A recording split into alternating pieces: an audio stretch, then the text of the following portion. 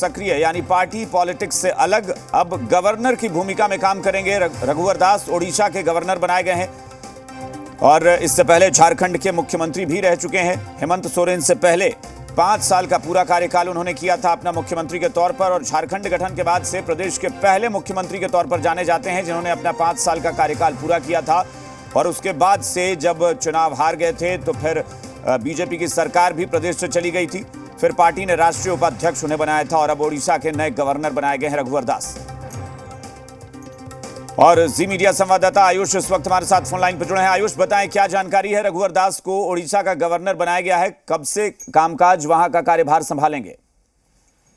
देखिए, बताना चाहेंगे कि अभी चूंकि ये राष्ट्रपति भवन से एक बयान जारी करके ये बताया गया है कि जो झारखंड के पूर्व मुख्यमंत्री हैं रघुवर दास, उन्हें उड़ीसा का राज्यपाल नियुक्त किया गया है। वो दास गणेशी लाल की जगह लेंगे। और चूंकि ये बयान अभी तो कह सकते हैं कुछ पल पहले ही आया है और इसको लेकर बधाइयों का दर शुरू हो चुका है। जो गोड्डा से सांसद निशिकांत दुबे ने भी ट्वीट करके इसकी बधाई दी है। तो ऐसे में अब चीजें स्पष्ट धीरे धीरे होंगी कब से वो कहीं ना कहीं पदभार ग्रहण करेंगे।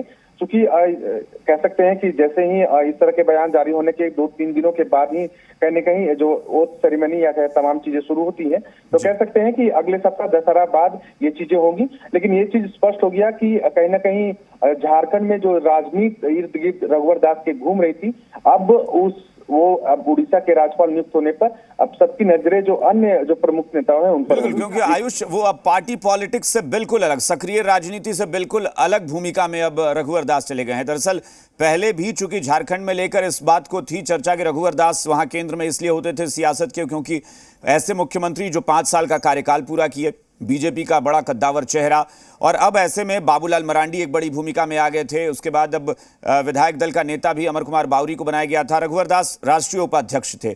तो क्या माना जाए कि यहां पर अब उनकी सियासत जो सक्रिय राजनीति है वो एक संवैधानिक पद के तहत अब काम करेंगे और सक्रिय राजनीति से एक दूरी बन गई? देखिए, ये भी आपको बताना होगा कि रघुवर दास का ओहदा जो है वो कहीं ना कहीं बड़ा होता चला गया। चूंकि बीते आप कार्यकाल की बात करें, 5 साल वो झारखंड की कमान संभाले और उनके कामों की जो तारीफ है वो आज भी होती है। आप भी कहीं पर भी जाएंगे तो उनके जो कहीं काम है उनकी तारीफ होती है। तो ऐसे में ये माना जा रहा था कि रघुवर दास को फिर से कहीं ना कहीं इसकी कमान दी जाएगी। और इसके अलावा ये भी माना जा रहा था, चूंकि देखिए बीते दिनों में ये हुआ कि उन्हें राष्ट्रीय उपाध्यक्ष भाजपा का नियुक्त किया गया। तो ऐसे में उनके ओहदों पर जो कह सकते सवाल खड़ा नहीं किया जा सकता। और चूंकि न इनकी सहमति होगी तभी जाकर कहीं ना कहीं उन्हें राज्यपाल नियुक्त किया गया। अब ये देखना हो कि झारखंड की सियासत किस ओर जाती है, क्योंकि बीजेपी के केंद्रीय नेतृत्व के करीबी भी माने जाते रहे हैं रघुवर दास। ऐसा माना जाता है कि केंद्रीय नेतृत्व से बहुत अच्छे रिश्ते हैं और यही वजह है कि उनको चुनाव में हारने के बावजूद उनको पार्टी ने राष्ट्रीय उपाध्यक्ष भी बना दिया था। बिल्कुल बिल्कुल। देखिए, जहां तक चर्चाएं हैं वो जो कह सकते हैं कि गृह मंत्री और भाजपा के कद्दावर नेता राष्ट्रीय अमित शाह के काफी करीबी माने जाते हैं और कई बार मौकों पर देखा भी गया है कि वो जब आते हैं मिलते हैं। बिल्कुल, आपको आयुष रोकना चाहेंगे। इस वक्त बीजेपी के राज्यसभा सांसद दीपक प्रकाश जी भी हमारे साथ जुड़ गए हैं। दीपक जी, बहुत बहुत स्वागत जी बिहार झारखंड पर। जी धन्यवाद धन्यवाद। रघुवर दास जी को गवर्नर बना दिया गया है ओडिशा का, क्या कहेंगे?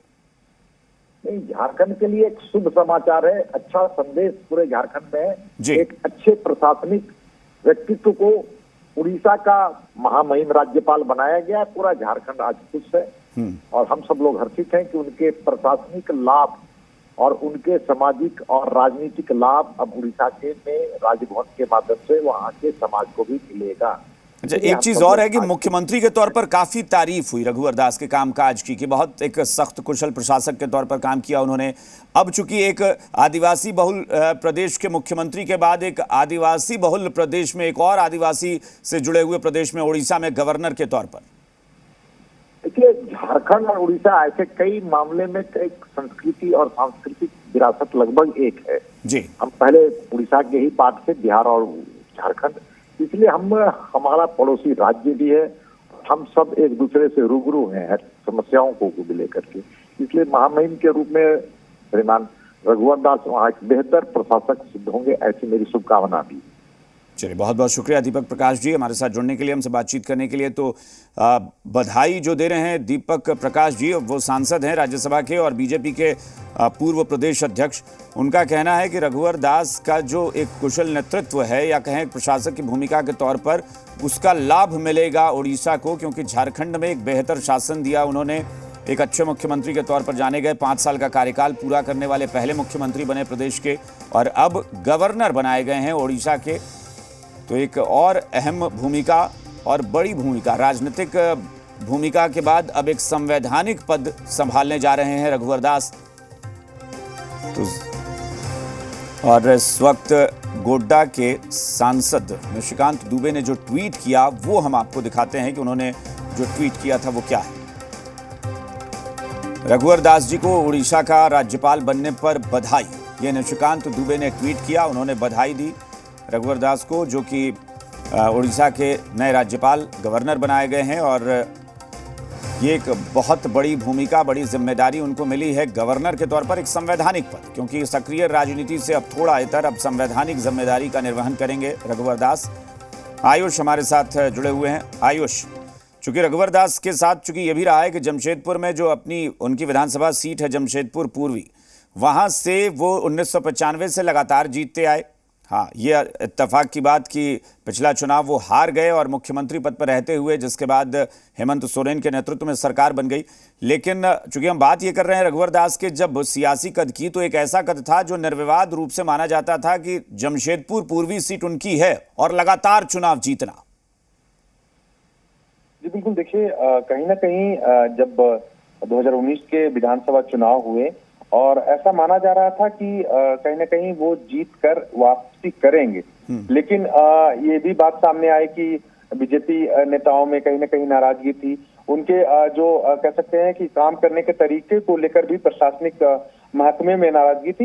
ये तमाम चीजें निकलकर सामने आई बाद में। तो ऐसे में चूंकि जो आला कमान था उनके काम से खुश था, जनता भी कहीं ना कहीं जो है कई चीजों को लेकर जो है तारीफें करते रही, तो इसी का फलाफल रहा कि उन्हें राष्ट्रीय उपाध्यक्ष, बिल्कुल, चूंकि बीजेपी के ही थे सरयू राय, और सरयू राय ने चूंकि उनके खिलाफ मोर्चा खोल दिया, तो शायद इस वजह से रघुवर दास को नुकसान हुआ, वरना शायद वो चुनाव भी वो निकाल लेते।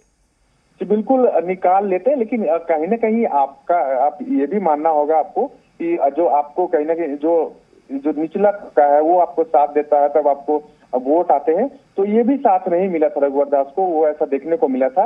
लेकिन इस वक्त देखना होगा कि जो सरयू राय इस जो नियुक्त हुए हैं और आजकल वो खुश होते हैं, कैसी प्रतिक्रिया देते हैं, वो भी देखना दिलचस्प होगा। तो कह सकते हैं कि उनके राजनीतिक जो ये जीवन का अंत नहीं कहेंगे, अब आने वाले दिनों में वो कैसे जब उड़ीसा जाते हैं, जैसा कि दीपक प्रकाश कह रहे थे कि झारखंड और उड़ीसा सांस्कृतिक सामरिक तरीके से एक ही है, तो वो अब जाकर उड़ीसा में क्या कुछ करते हैं वो भी देखना दिलचस्प होगा। तो ये तमाम चीजों पर नजर रहेगी। बिल्कुल, चलिए, बहुत बहुत शुक्रिया इस पूरी जानकारी के लिए आयुष। तो एक बड़ी खबर है झारखंड के लिहाज से, और बहुत महत्वपूर्ण इसलिए क्योंकि बीजेपी के बड़े नेता हैं, कद्दावर नेता रघुवर दास, और रघुवर दास को अब राजनीतिक, सक्रिय राजनीतिक भूमिका से अलग एक संवैधानिक भूमिका उन्हें सौंपी गई है। एक बड़ी जिम्मेदारी, गवर्नर के तौर पर उड़ीसा का नया गवर्नर उन्हें बनाया गया है।